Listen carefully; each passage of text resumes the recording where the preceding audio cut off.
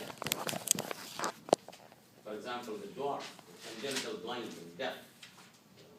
The short people will marry short people, and blind people will marry blind people. This is nothing we cannot force them to do. So, in these cases also, the Hardy-Weinberg equilibrium will not apply because they are usually autosomal dominant disorders. This is achondroplasia, okay? And the homozygous mating essentially results in lethality. So you are not accounting the entire alleles which are defective. You can't account in the population of that.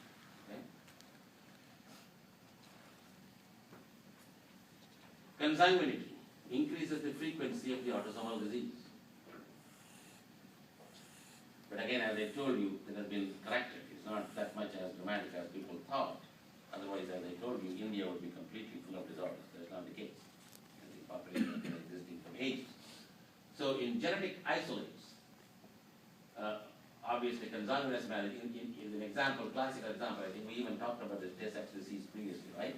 So that is present in this Jewish population, more prevalent. Therefore, in Ashkenazi Jews, the Q square will be 1 out of 3,600. Therefore, Q value for them and 2p Q value will be 1 out of 30. But when you compare the other population, normal population, it is 1 out of 300. Okay?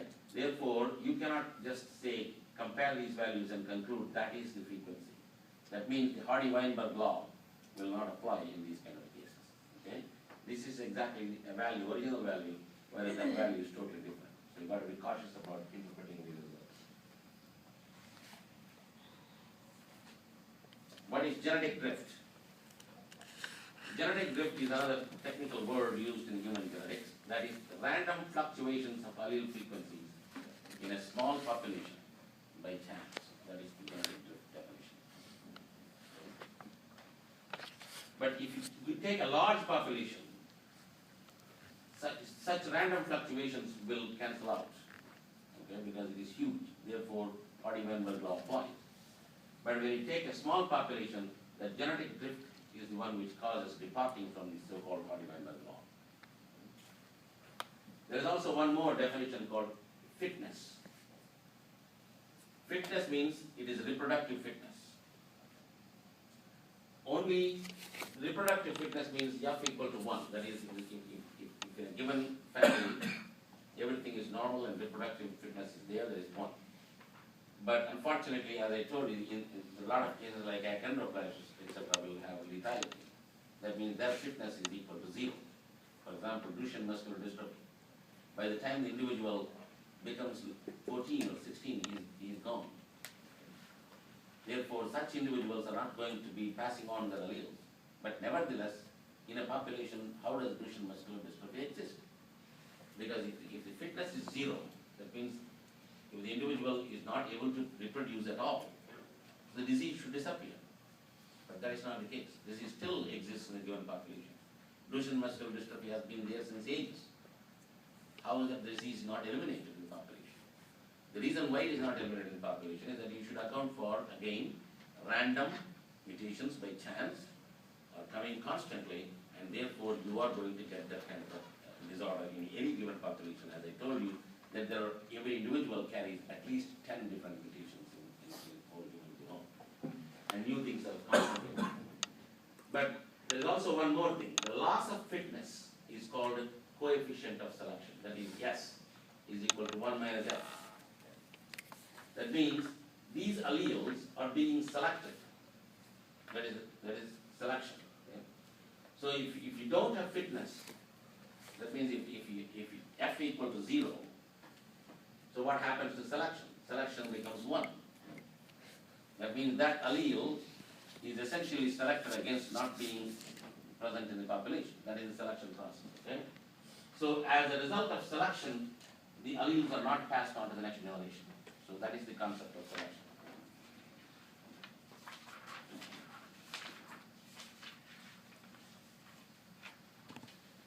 Let us talk about selection in recessive alleles, recessive disorder. So even if homozygotes are lethal, okay, F equal to 0, obviously it would take many generations to reduce gene frequency because heterozygotes also carry these mutations. We're not talking about disorders like Duchenne muscular dystrophy, where it's the male situation. Okay? So there's an excellent disorder. Here, in an autosomal situation, you do have these bad alleles present in heterozygous population. Therefore, it is not easy to get rid of the disease. It's going to take a lot more generations of isolating the population, etc. So again, we'll talk about the PKU. The Q equal to 1%. That means it is 0.01. Heterozygotes, 2PQ.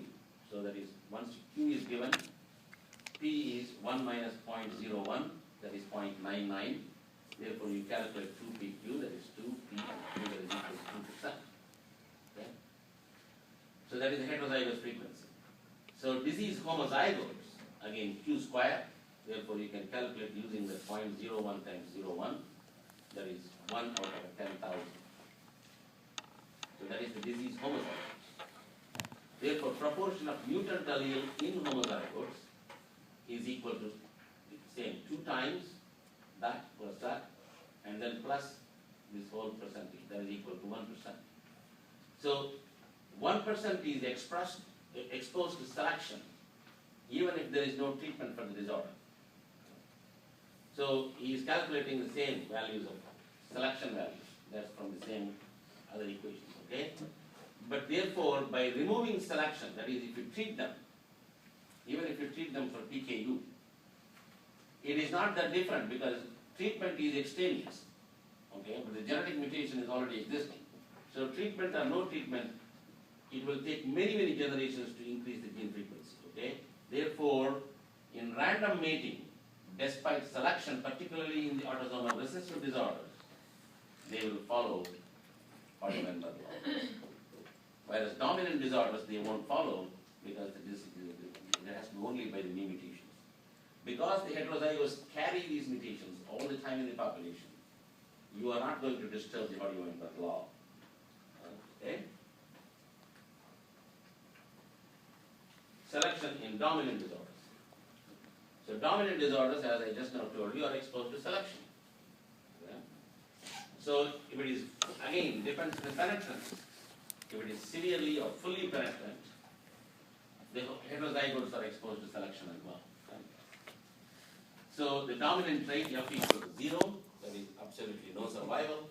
The only reason why it can happen is sporadic mutations are always the cause for the disease to continue in the human population. So in counseling, what one should say is low recurrence risk for another child.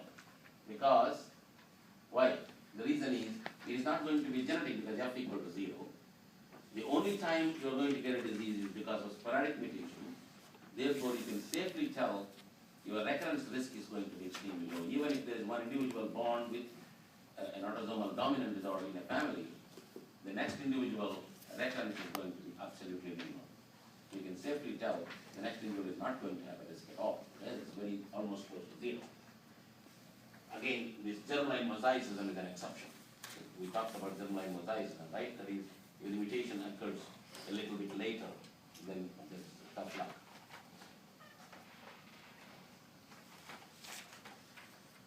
So if dominant disease is not lethal, if it is lethal, then it is F equal to 0. Sometimes a dominant disorder cannot be equal. Then F equals to not 0, but definitely less than 1. Okay? That means there is a reduced fitness.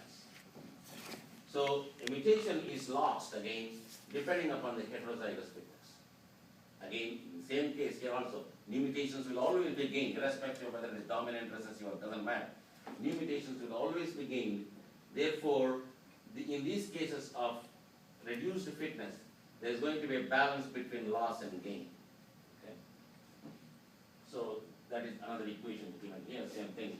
The mu equal to S cubed, where mu is the mutation rate per generation, S is the coefficient of selection. So you need to also account for the new mutational rate, and then only you can calculate S 1 minus F, etc. Okay? So you need to account for the mutational rate as well. I hope we can finish this chapter. How many more classes are there before the test? About 2? 3? No, 1 class I will not be here. No, 4. What day is it on again? The 8th? It's 4. Is it 8th? It's 4. Oh, So, in 2 weeks. More classes, unfortunately, you have more chapters to read, and that's why I want to go slowly and to limit my. Usually, 10 chapters, 5 chapters are sufficient for you to really focus on. More than 5 chapters will be difficult. So, what we can do is to possibly go through some revision and some kind of a class for just going through all the chapters on one day. So, you have at least 2 classes will be there. Okay? I think 2 classes should be sufficient for gene mapping, because gene mapping is usually tough to understand, but once you get it, you get it. Therefore, it's better doing it systematically. So, achondroplasia, these dwarf people have got only 1/5 as many children as normals. That is because they have a reduced fitness. It is not exactly up equal to 0. Therefore, their children numbers obviously they're not going to have any numbers. They have less number of children, because the coefficient of selection is S equal to 8.8. Is 1 minus F. Okay. So frequency of achondroplasia is not decreasing. Just because of reduced fitness, it is not decreasing. Again, the same concept, new mutations are replacing the selection. So in this also you have to use the same formula that a mu, that is the rate of mutation in that particular disorder, you have to calculate. See, because you cannot, see again, each disorder has got new mutational rate. New mutational rate is not going to be constant for entire genome, because some loci are going to be more exposed to new mutations and some loci are not. Therefore, those new values which I talked about in the previous slide should be empirically derived by observing the general population. Without that value, you cannot calculate. You cannot assume the mutational rates. Unless somebody gives a question, assume a mutational rate is going to be this and calculate for this disorder. That is okay. Okay? So if F increases, the disease incidence will increase and will have new equilibrium.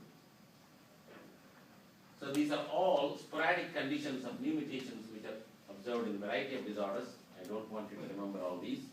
Just remember the concept of how the so-called Hardy-Weinberg law selection works. And now one more. This is X-linked recessive mutations. What is the mutation and selection rate? So obviously 1/3 of the mutant alleles is in males and 2/3 in females, because totally there are 3 X's, right? 2 X's in females and 1 X in males. Therefore, in a population you have total 1/3 of the mutant alleles and 2/3. Therefore, if a mu, that is the mutational rate, is equal to SQ by 3, since selection is operating on 1/3 of the mutant alleles only. It is not operating in female, it is only operating in male. That's why the selection is happening.